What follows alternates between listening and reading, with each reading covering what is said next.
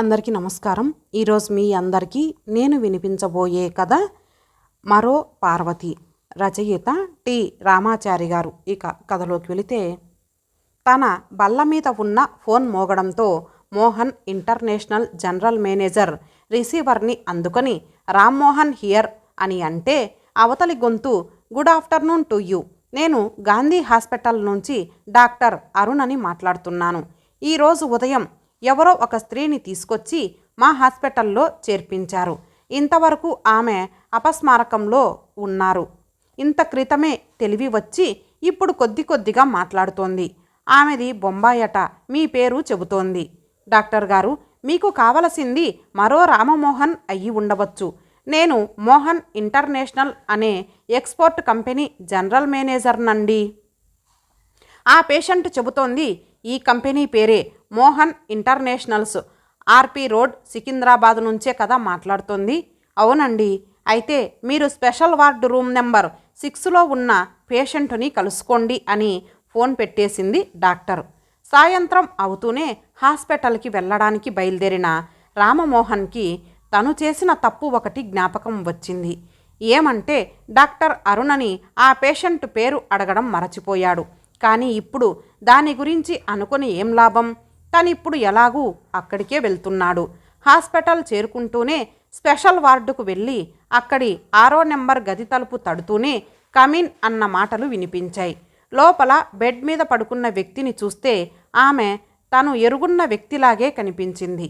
ఎవరా అని ఆలోచిస్తే అతని మెదడులో ఒక్క మెరుపు మెరిసి ఆమె ఎవరో అర్థమైపోయింది. ఎవరో కాదు, మైత్రేయి. అవును, మైత్రేయే. తన చిన్ననాటి స్నేహితురాలు. స్కూల్లోనూ కాలేజీలోనూ తనతో పాటు చదువుకున్న మైత్రేయే. కానీ ఇదేమిటి? ఉన్నట్టుండి ఆమె ఈ హైదరాబాదు రావడమేమిటి? తనను ఇంత ఆశ్చర్యపరచటమేమిటి అనిపించింది అతనికి. మైత్రేయి, అవును రామ్, నేనే, కూర్చో అని అక్కడే ఉన్న కుర్చీ చూపించింది. ఏమైంది మైత్రేయి? ఈరోజు పొద్దుటే హైదరాబాదు స్టేషన్లో బొంబాయి రైలు దిగుతూనే కళ్ళు తిరుగుతున్నట్లయి పడిపోతే దారిన పోయే వాళ్ళెవరో తెచ్చి ఇక్కడ చేర్పించి పోయారు. నీ అడ్రస్ తెలుసు కనుక సరిపోయింది. నీకు ఇబ్బందేమీ కాలేదు కదా? అబ్బే, అదేం లేదు అన్నాడే కానీ అతని మనస్సులో, నా అడ్రస్సు నీకెలా తెలుసు మైత్రేయి? అసలు నీకేమైందో చెప్పు అని అడగాలని ఉంది. కానీ ఇప్పుడు అడిగితే బాగుండదని ఊరుకుండిపోయాడు. ఆమె దగ్గర ఒక అరగంట కూర్చొని బయటకొచ్చి చూస్తే ఎదురుగా స్టాఫ్ నర్సుల గది కనిపించింది. అందులో ఉండే హెడ్ నర్సు ఫిలోమినా అతనికి తెలుసు. అతన్ని చూసి ఆమె మొదట హలో సార్ అంటూ బయటకొచ్చింది. Good evening sister, how are you? ఏమిటిలా వచ్చారు అని అడిగింది. అతను మైత్రేయి విషయం చెప్పి, అసలు ఏమిటి కంప్లైంట్ ఆమెకు అని అడిగాడు. ఆమె డాక్టర్ అరుణ గారి పేషెంటు. మీరొకసారి ఆమెను కలుసుకోండి అందామె. సరే, అతను డాక్టర్ అరుణ గదిలోకి వెళ్ళి తనని తాను పరిచయం చేసుకొని మైత్రేయికి ఏమైందని అడిగితే ఆమె నిష్ఠూరంగా, చూడండి, ఏమైందని ఇప్పుడు అడిగితే ఏం ప్రయోజనం చెప్పండి? మొదటి నుంచి బాగా అశ్రద్ధ చేశారు. ఏం చేయటానికైనా ఇప్పుడు పూర్తిగా మించిపోయింది.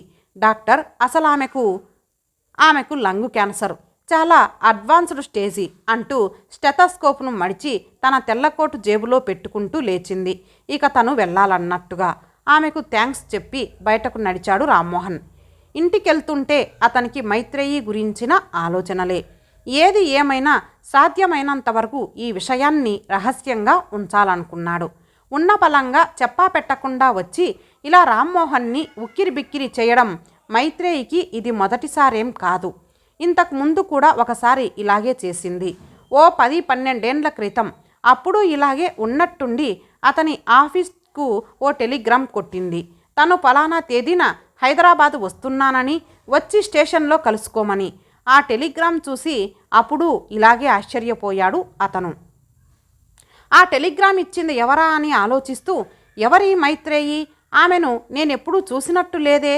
పోనీ ఎవరైతేనేం, రమ్మన్న తేదీకి స్టేషన్కు వెళ్తే సరి అని అప్పుడు ఇప్పటిలాగే సరిపుచ్చుకున్నాడు.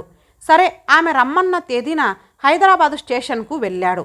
బొంబాయి నుంచి వచ్చిన ఎక్స్ప్రెస్లో ఎయిర్ కండిషన్డ్ కంపార్ట్మెంటులోంచి దిగిన ఒక స్త్రీని చూసి, ఈమెను ఎక్కడో చూసినట్టుందే, ఈమె మైత్రేయి కాదు కదా అని అనుకొని అక్కడే నిలబడిపోయాడు ఆమెను చూస్తూ. అతను ఊహించినట్టే ఆమె మైత్రేయి. కానీ అప్పటి మైత్రేయికి ఇప్పటి మైత్రేయికి పోలికే లేదు. ఆమె ఇప్పుడు ఎంతో అందంగా మారిపోయింది. చదువుకునేప్పుడు వీళ్ళ సాన్నిహిత్యం చూసి వీళ్ళిద్దరూ పెళ్లి చేసుకుంటారు అని అందరూ అనుకున్నారు. తను అలాగే అనుకున్నాడు. మరి చదువైపోయి ఉద్యోగంలో చేరిన తర్వాత ఇక జీవితంలో స్థిరపడిపోదామని అనుకుని తమ వివాహం గురించి మైత్రేయిని అడుగుదామని అనుకున్నాడు. కానీ అంతలోనే ఆమె మురళీధర్ని పెళ్లి చేసుకొని అతనితో అమెరికా వెళ్ళిపోయింది. మురళి సంపన్న కుటుంబంలో పుట్టినవాడు. ఇంజనీరింగ్ పూర్తి చేసి అక్కడున్న ఒక పెద్ద సంస్థలో ఉద్యోగం వస్తే అమెరికా వెళ్ళాడతను మైత్రేయితో సహా. మొదట్లో వాళ్ళ వైవాహిక జీవితం సజావుగానే సాగింది. కానీ రోజులు గడిచే కొద్దీ వాళ్ళిద్దరి మధ్య సఖ్యత సన్నగిల్లుతూ వచ్చింది. అభిప్రాయ భేదాలు అధికమయ్యాయి. వాళ్ళ సంసార జీవితం 5-6 ఏళ్ళు సవ్యంగా సాగిందో లేదో విడాకులిచ్చుకున్నారు. అప్పటికి పిల్లా జల్లా లేరు కనుక విడిపోవటము అంత కష్టమేమనిపించలేదు. ఆ తర్వాత కూడా మైత్రేయి కొంతకాలం ఒంటరిగానే ఉంది అమెరికాలో. కానీ రోజు రోజుకి ఆమెలో అస్థిరత్వం, అసహనం ఎక్కువ కాసాగింది. చివరికి ఇండియా తిరిగి వచ్చేసింది. వచ్చి బొంబాయిలో స్థిరపడింది. అక్కడే ఒక ఇల్లు కొన్నది. దొరికిన ఉద్యోగం చేస్తూ వచ్చింది. కానీ ఉన్నట్టుండి తమ పూర్వ స్నేహాన్ని పురస్కరించుకొని రామ్మోహన్కి ఒక టెలిగ్రామ్ ఇచ్చింది. ఇచ్చి హైదరాబాదులో వాలింది. అతన్ని ఇలా ఇబ్బంది పెట్టింది. అతను రైల్వే స్టేషన్కి అయితే వెళ్ళాడు. కానీ తీరా ఆమెని కలుసుకున్నాక ఇప్పుడు ఏం చేయాలి అన్న ప్రశ్నకి సమాధానం చెప్పలేకపోయాడు. ప్లాట్ఫారం మీద తొలి పలకరింపులైన తర్వాత అతను ఓ నిర్ణయానికి వచ్చాడు. ఆమెను నేరుగా తీసుకెళ్ళి ఓడియన్ హోటల్లో బస చేయించాడు. రోజు సాయంత్రం వేళ వచ్చి కలుసుకుంటూ ఉన్నాడు. అప్పుడేం చెప్పిందామె సవివరంగా తన వైవాహిక జీవితం విచ్ఛిన్నమైన సంగతి. ఇప్పుడు తను స్వతంత్రురాలినని, దేశం నలుమూలలా తిరుగుతున్నానని, తనతో పాటు అతన్ని రమ్మని బలవంతం చేసింది. కానీ కుదరదని అతను తప్పించుకున్నాడు. ఒక సాయంత్రం అతను మామూలుగానే మైత్రేయిని కలవడానికి ఓడియన్కి వెడితే ఆశ్చర్యం. గది ఖాళీ చేసి ఆమె పొద్దునే వెళ్ళిపోయింది. ఎక్కడికి వెళ్ళిందో ఎవరికీ చెప్పలేదు. అసలు ఆమె మనస్తత్వమే అంతా. స్వతంత్ర భావాలున్న వ్యక్తిత్వం ఆమెది. ఒకరి అదుపాజ్ఞల్లో ఉండి వాళ్ళు చెప్పినట్టే వినే మనిషి కాదామె. తన జీవితాన్ని తనే దిద్దుకునే హక్కు తనకు ఉందని వాదించేది. తన జీవిత భాగస్వామిని తనే ఎన్నుకొని పెళ్లాడి అతన్ని శాసిస్తూ జీవితాన్ని గడపగల సామర్థ్యం తనకుంది అనే గట్టి నమ్మకం ఆమెకి ఉండేది. పోనీ ఇలా ఉన్నా బాగుండేది. కానీ రాను రాను ఆమెలో స్వార్థం ఎక్కువవటం మొదలైంది. పైగా తనకెవరూ సాటి రారని, అందరికన్నా తనే మిన్న అన్న గర్వం వంటబట్టడం మొదలైంది. తను చేస్తున్న పనులు ఇతరులకి ఎంత ఎబ్బెట్టనిపించినా, ఎదుటి వాళ్లను ఎంతగా బాధిస్తున్నా ఆమెకు మాత్రం అవి అతి మామూలుగా కనిపించేవి. విడ్డూరమేమంటే తన కోసం ఇతరులు కష్టపడటం వాళ్ళ బాధ్యత అనే అపోహ ఆమెకుండేది. ఎందుకు అనంటే దానికి సరైన సమాధానం చెప్పలేకపోయేది ఆమె. కానీ అదేం చిత్రమో కానీ ఆమె అనుకున్నట్టుగానే అన్నీ సమకూరేవి ఆమెకు. ఆమె ప్రతి మాట సాగేది. అదేం విచిత్రం మరి. అప్పుడు ఆమె ఈ హైదరాబాద్కు ఎంత అనుకోకుండా వచ్చి రామ్మోహన్ని ఇబ్బంది పెట్టిందో అంత అకస్మాత్తుగాను వెళ్ళిపోయింది. అది ఎప్పుడో ఓ 10-12 ఏళ్ల క్రితం కనుక మైత్రేయిని ఇప్పుడు అతను చొప్పున గుర్తించలేకపోయాడు. వయస్సులో ఉన్నప్పుడు ఆమె గురించి అతనెంతో ఆలోచించేవాడు. తన మస్తిష్కంలోంచి లేచే ఆలోచనల్లోంచి పువ్వుల్లాంటి సున్నితమైన పదాల్ని ఏరి ఒక్కోదాన్నే తన మనస్సుకు సంధించి ఆమె వైపుకి విడిచేవాడు. వాటి స్పర్శకు ఆమె తన ప్రేమ పాశంలో చిక్కుకొని ఆనందంతో చిరుకేకలు వేస్తుందని ఆశించేవాడు. కానీ అలాంటిదేమీ జరక్కపోగా ఆమె ఒక జడ పదార్థమని అర్థం చేసుకున్నాడు. ఆమె మానవ రూపంలో ఉన్న ఒక మాను, అతి సుందరంగా మలచిన ఒక చెక్క బొమ్మ. హృదయం ఉండవలసిన చోట చెక్కపీట ఉన్న ఓ అప్సర. ఇన్ని తెలిసినా అతను మాత్రం ఆమె హృదయం తన ప్రేమకు ఎప్పుడో ఒకప్పుడు స్పందిస్తుందనే ఆశించాడు.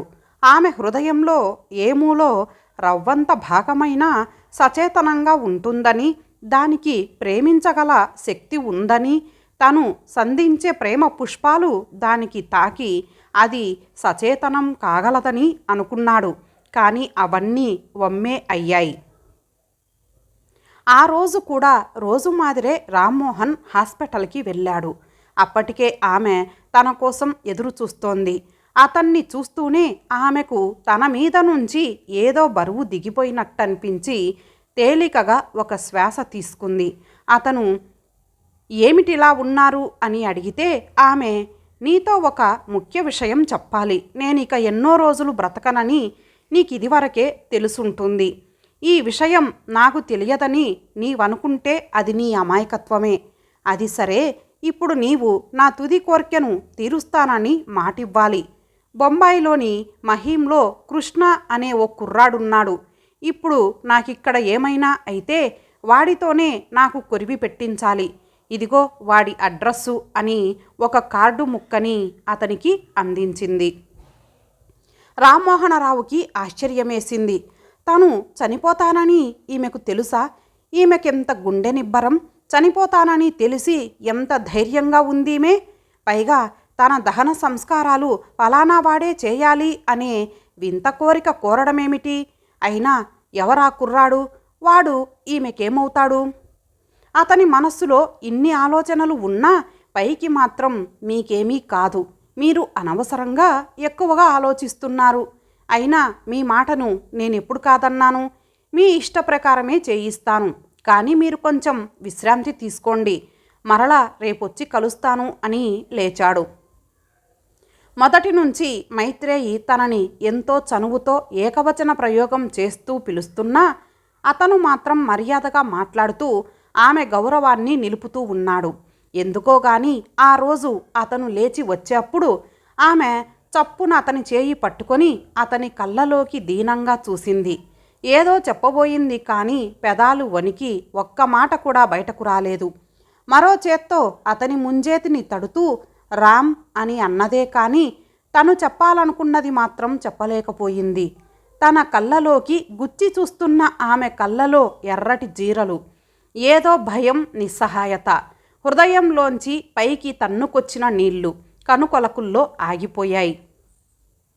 ఆమె బాధేమిటో అర్థం కావటం లేదు అతనికి. అంత భరించరాని బాధను గుండెలో దాచుకునే బదులు తనకు చెబితే బాగుండుననిపించింది అతనికి. తను ఏదో అనబోయాడు కానీ అనలేకపోయాడు. ఆమె చేతిని మెల్లిగా విడిపించుకొని మళ్ళీ రేపు అని బయటికొచ్చాడు. అతను అలా అడుగు బయట పెడుతూనే ఆమె కనుకొలకుల్లో ఆగిన నీరు జలజలా కిందకు రాలిపోయాయి. ఆ రోజు రాత్రి పడుకున్నాడే కానీ రామ్మోహన్కి నిద్ర రాలేదు. మైత్రేయి గురించిన జ్ఞాపకాలే అతని వ్యక్తిత్వాన్ని ఆవరించాయి ఆ రోజు. ఆ రోజే కాదు, మర్నాడు అంతే. ఎర్ర జీరలతో నిండిన ఆమె కళ్ళు, ఆమెలో ఏదో అర్థం కాని భయం. తను లేచి వచ్చే అప్పుడు తన చేతిని పుచ్చుకొని ఆమె అన్న ఒకే ఒక మాట, చూసిన ఒకే ఒక్క చూపు, ఇవే అతన్ని నిరంతరం వెంటాడుతున్నాయి. వీటిని భరించలేక తొందరగా హాస్పిటల్కు బయలుదేరాడు. పోయి చూస్తే ఆమె గది తాళం వేసుంది. సిస్టర్ ఫిలోమినాను కలుసుకొని అడిగితే మైత్రేయి ఆ మధ్యాహ్నమే చనిపోయిందని, శవాన్ని మార్చురీలో ఉంచారని, ఆమె సామానులు ఆర్ఎంఓ భద్రపరిచారని చెప్పింది. ఇది ఊహించిన విషాదమే అయినా ఈ పరిస్థితి ఇంత త్వరగా ఎదురవుతుందని అతను అనుకోలేదు. సరే, ఆర్ఎంఓను కలుసుకొని తాను బొంబాయి వెళ్ళి వచ్చేంతవరకు శవాన్ని మార్చురీలోనే ఉంచమని, ఆమె లగేజీని కూడా తమ దగ్గరే ఉంచమని చెప్పి విమానంలో బొంబాయి వెళ్ళాడు రామ్మోహన్. అక్కడ మహీంలో మైత్రేయి ఇచ్చిన అడ్రస్ వెతుక్కుంటూ పోయి చూస్తే అదొక చిన్న సైజు మెస్.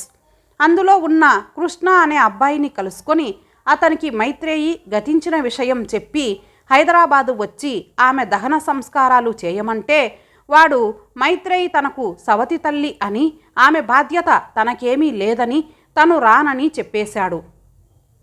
రామ్మోహన్ అతనికి ఎంతో నచ్చజెప్ప ప్రయత్నించాడు. కానీ ఆ కుర్రవాడు మరింత బిగుసుకుపోయి నిరాకరించాడు. పైపెచ్చు ఆమెను నానా మాటలు అన్నాడు. మైత్రేయికి విడాకులిచ్చిన తర్వాత మురళీధర్ మరో పెళ్లి చేసుకుంటే ఆ రెండవ భార్యకు పుట్టినవాడే కృష్ణ. ఎందుకో కానీ మరి వీడొక్కడే ఇండియా వచ్చేసి ఒంటరిగానే బొంబాయిలో ఉంటున్నాడు. తన సవతి తల్లి ఆ మహానగరంలోనే ఉంటున్నా వాడు ఆమెను ఒక్కసారైనా కలుసుకోలేదు. ఆమె చనిపోయిన తర్వాత అంతిమ సంస్కారాలు చేయ నిరాకరించాడు. వాడి సంస్కారమే అలాంటిదేమో మరి. ఇక చేసేదేం లేక రామ్మోహన్ హైదరాబాదు తిరిగొచ్చి ఆర్ఎంఓను కలుసుకుంటే ఆయన మైత్రేయి లగేజీని అప్పజెప్పి ఆమె శవాన్ని ఇచ్చేందుకు తగిన ఏర్పాట్లు చేశాడు. ఆ లగేజీని తీసుకొని రామ్మోహన్ ఏకాంతంగా ఒకచోట కూర్చొని అసలు అందులో ఏమున్నాయో చూడటానికి ఒక్కో దాన్నే విప్పటం మొదలుపెట్టాడు. ఒక దాంట్లో మామూలుగానే ఉండే బట్టలు, బెడ్షీట్లు ఉన్నాయి. మరో దానిలో స్నో, పౌడర్, క్రీమ్, అద్దం మొదలైనవి ఉన్నాయి. మరో దాన్ని విప్పి చూస్తే అతనికి రవ్వంత విస్మయమేసింది. ఇతర చిల్లర సామానులతో పాటు సీలు వేసిన 3 కవర్లు కనిపించాయి అందులో. ఏమిటని చూస్తే ఒకదాని మీద తన పేరు రాసుంది. ఇదేమిటని దాన్ని విప్పి చూస్తే అందులో ఒక డైరీ ఉంది. దాని పేజీలను తిరగేస్తే ఆమె అప్పుడప్పుడు తన వ్యధని అందులో రాసుకుందని అర్థమైంది. మరో కవర్ని చూస్తే దానిమీద శ్రీమతి రామ్మోహన్ హైదరాబాద్ అని ఉంది. ఇదేమిటి, తన భార్యను ఈమె అసలు చూడనైనా చూడలేదే, అలాంటిది ఈ కవర్ని తన భార్య పేరిట రాయటమేమిటని అనుకుంటూ దాన్ని విప్పితే ఆశ్చర్యం. అందులోంచి నోట్ల కట్టలు బయటపడ్డాయి. కొన్ని క్షణాలు వాటినే చూస్తూ ఉండిపోయాడతను. తేరుకొని ఆ కవర్ను మరోసారి చూస్తే అతనికి ఓ చిన్న చీటీ కనిపించింది. అందులో ఎవరూ లేని నాకు నేనుండవలసిన స్థానంలో ఉన్న శ్రీమతి రామ్మోహనే ఆప్తురాలు, ఆమెకే ఈయన కష్టార్జితం అని రాసుంది.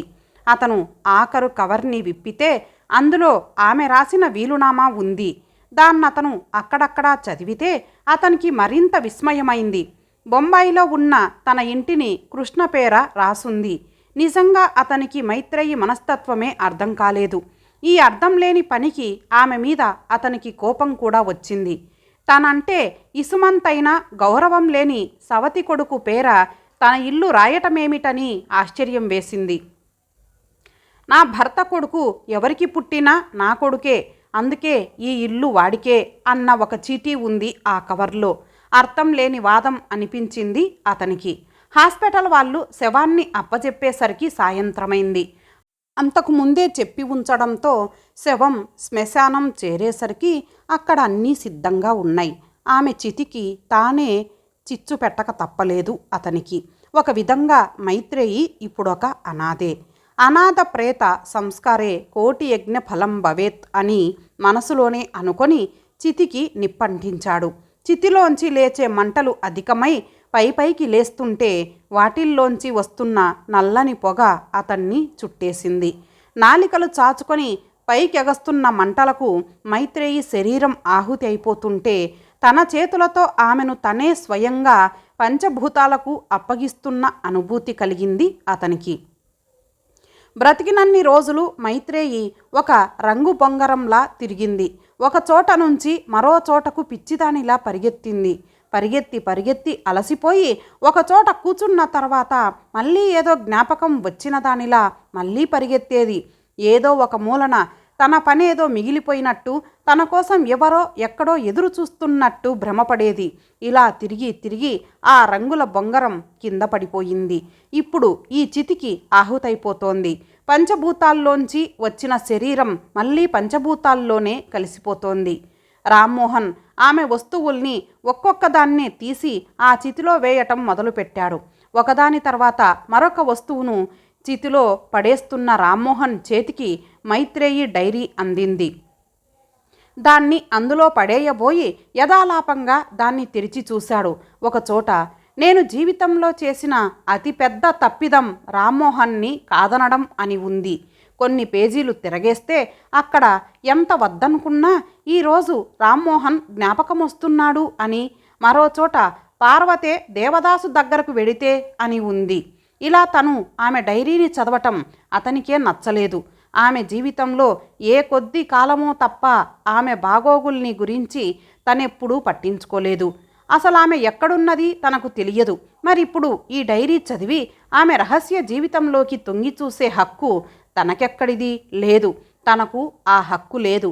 ఈ డైరీని ఉంచుకునే అధికారమూ తనకు లేదు అని అనుకొని మండుతున్న ఆ చితిలోకి దాన్ని జారవిడిచాడు. తర్వాత కరెన్సీ నోట్ల కట్టలున్న కవరు అందుకొని, నా భార్య పేరిట మైత్రేయి ఇంత డబ్బు వదలటం విడ్డూరమే. అసలు మైత్రేయి అనే స్త్రీ ఒకామె ఉందని ఆమెకు తెలియదు. మంచికి గాని చెడుకు గాని మైత్రేయి జీవితంలో నా భార్య ప్రమేయం లేనేలేదు. ఆయాచితంగా ఇంత డబ్బు ఆమె నా భార్యకివ్వటం అపాత్ర దానమే అవుతుంది. అలాంటి దానమివ్వటం తీసుకోవటం కూడా అధర్మమే. ఈ అధర్మానికి నేను భాగస్వామిని ఎందుకవ్వాలి? అసలు ఈ డబ్బును అనుభవించడానికి ఎవ్వరూ అర్హులు కారు అనే నిర్ణయానికి వచ్చాడు. చివరి కవర్ని అందుకొని, ఈ వీలునామా ఒరిజినల్ ఏ లాయరు దగ్గరైనా ఉంటే ఉండవచ్చు, కానీ బొంబాయిలో ఇంటినే కాదు, మైత్రేయి సంపాదించిన పూచిక పుల్ల కూడా పొందటానికి కృష్ణ అర్హుడు కాడు. ఆ కుర్రాడికి మైత్రేయి మీద కోపం ఆమె తన సవతి తల్లి అవటం వల్లే. ఆమె చనిపోతే మానవత్వపు విలువల్ని మన్నించైనా ఆమె దహన సంస్కారాలు చేసి ఉండవలసింది.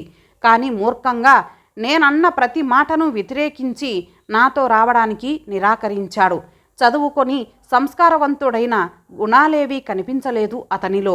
ఇంత అనాగరికంగా ప్రవర్తించిన వాడికి ఈమె కష్టించి సంపాదించిన ఫలాన్ని అనుభవించే అర్హత లేదు. నా మటుకు నేను ఈ వీలునామా లేనట్టే భావిస్తాను అని దాన్ని తొనకలు చేసి చితిలో పడేశాడు. ఈ తతంగమంతా పూర్తయి వెనుదిరిగి దూరంగా ఆగిన తన కారు వైపు నడుస్తున్న రామ్మోహన్కి చప్పున ఒక సత్యం తెలిసొచ్చింది. ఏమంటే, తన జీవితంలో ఇంతకాలం మరొకరి జీవితం ముడిపడి ఉందని ఇప్పుడే తెలిసింది. కానీ తెలిసిన మరుక్షణంలో ఆ జీవి లేకుండా పోయింది. ఇదెంత విషాదం! ఇహ జీవితాంతం తను ఈ విషాదంతోనే బ్రతకాలి. ఇంతటితో ఈ కథ సమాప్తం.